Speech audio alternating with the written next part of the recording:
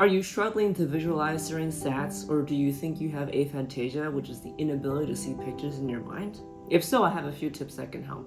Hi, I'm Liana. I help people manifest the life of their dreams, and I've helped quite a few people with aphantasia overcome that blocker and manifest the life that they want. To start, you don't need to visualize. It helps, but it's not necessary. And Neville gave proof. I'll tell you the story of a blind girl that successfully manifested something within days despite being unable to visualize. I've done SATS with barely any visuals where I mostly focus on the audio, and I sit there and imagine feeling how I would feel if I had what I wanted, looped the audio in my head, ignored the other three senses, and had it work just fine. But my top tips for people with aphantasia or trouble visualizing are as follows. Stop fretting that you can't see anything. And stop telling yourself, oh, this isn't gonna work because I have aphantasia, or my aphantasia just holds me back, or SATS is so hard. Because when you do that, you're doing affirmations with feeling for exactly what you don't want and exactly what you're experiencing now. So if you focus on that aphantasia and you think from the perspective of having it, and you feel all those emotions that you would feel with it, the frustration, the helplessness, you're manifesting more of that. Think of it this way. A successful manifester who has what she wants already wouldn't sit there and think,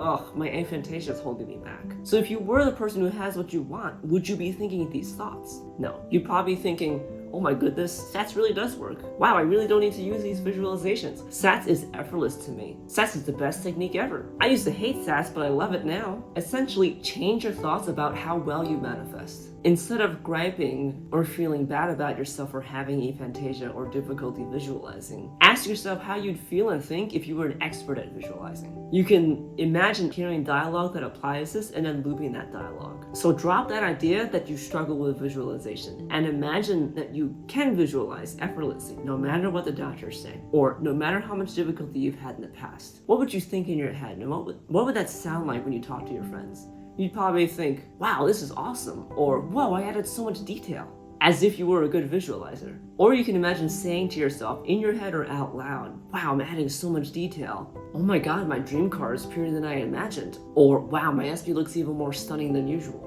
Basically, pretend like you're already the best manifester you could ever be. You'd be thinking and saying to yourself things like, oh my god, I'm so good at this. I can't believe I used to struggle with this. I'm able to add so much more detail now. It really feels like I'm there. This is so easy. And feel that sense of accomplishment, that like pride that you really did it, that you really pulled it off. And feel that sense of relief that you would feel, the opposite of the frustration you feel now. You feel proud of yourself, you feel accomplished, you feel confident that you can get what you want now. You feel like nothing is stopping you. So that's my second tip, is basically to loop audio or loop the thoughts that you would think in your head if you didn't have aphantasia. Number 3, you can still imagine without visualizing. There are people out there who were born blind and have never seen before. Are they completely without imagination? Of course not. You have really creative artistic people who are deaf, blind, or both. That's proof that imagination isn't tied to visualizing. What's important is imagination and feeling. Neville named one of his books Awaken Imagination, and he named another one of his books Feeling's the Secret. He never said visualizing is the secret or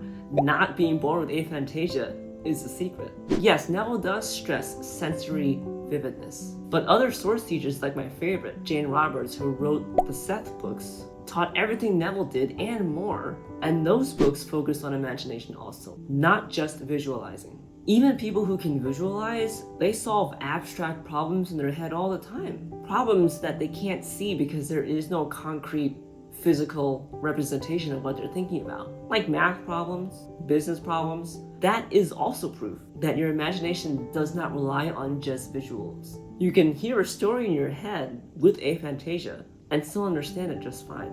You can still imagine what your friend or your family would say if you gave them certain news without needing to visualize it or picture it. Your imagination is not tied to your ability to visualize, so you can find other ways to imagine having what you want. And again, the main goal is to conjure up the feeling of having it. So you can imagine just the dialogue, or you can pretend like you're living your dream life now and just imagine the inner dialogue that you might have after that happens. So you can pretend like you're just lounging around the couch, or you're laying in bed like you just woke up from a nap with your eyes closed, not looking at anything, but thinking thoughts like, oh my god, my SP is so sweet and attentive, I love my new job, or my life is so good now. You can imagine feeling good and feeling happy about that without needing to visualize anything, because again, your eyes are closed in that scene. But that's still you imagining having what you want. I promised you before that I would tell you about Neville Goddard's success story of a blind girl manifesting. People born blind are no exception. They're still able to manifest just fine.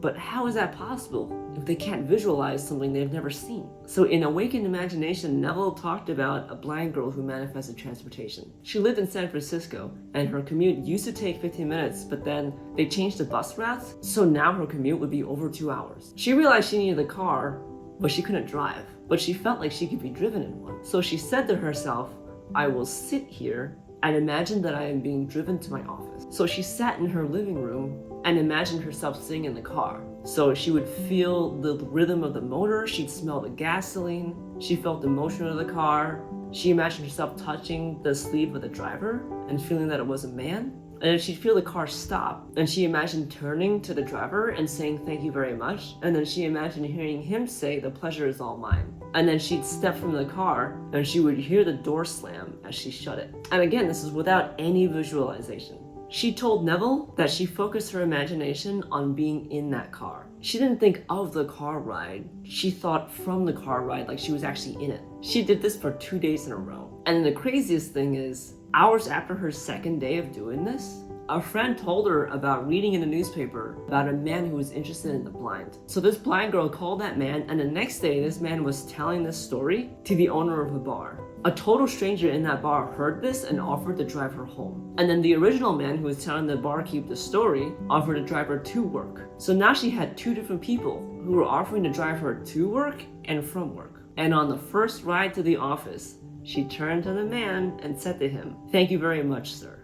And then he said to her, the pleasure is all mine. And when Neville Goddard is recounting this, he said that this was over a year ago, and that she's still being driven to and from by these 2 different men every day. And she did all this with 2 days of SATS, no visualizing. There is so much more to your imagination than just visuals. And when you can get that feeling of having what you want, and you can add in all the other things like sound, touch, smell, and taste, and you don't have to add them all. You can also immerse yourself in the intensity of feeling like your desire is real. And none of these have to be super sensory vivid either. If you have trouble making your SATS sensory vivid, I made a video about that here, or you can watch my latest video over here. I hope that helps. Any questions, leave them down below, and I'll see you in the next video. Bye guys.